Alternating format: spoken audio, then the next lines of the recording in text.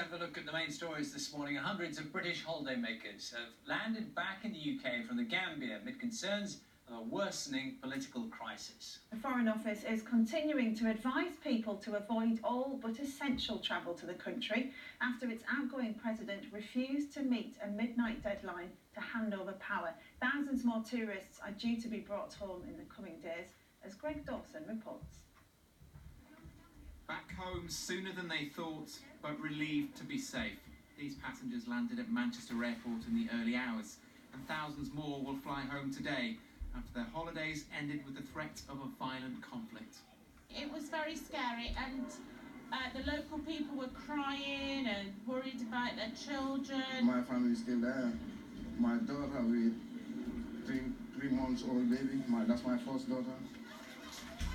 They're not the only ones who've left. More than 25,000 Gambian citizens have fled to neighbouring Senegal as the threat of a military invasion looms. My total rejection of the electoral results. This crisis centres on one man refusing to buckle to pressure from a regional alliance now surrounding his tiny nation.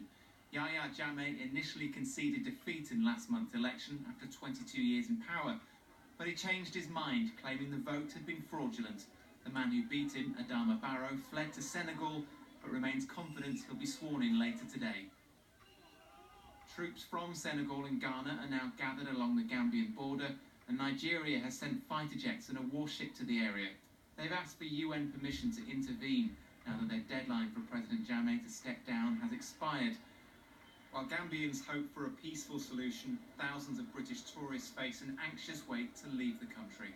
Greg Dawson, BBC News.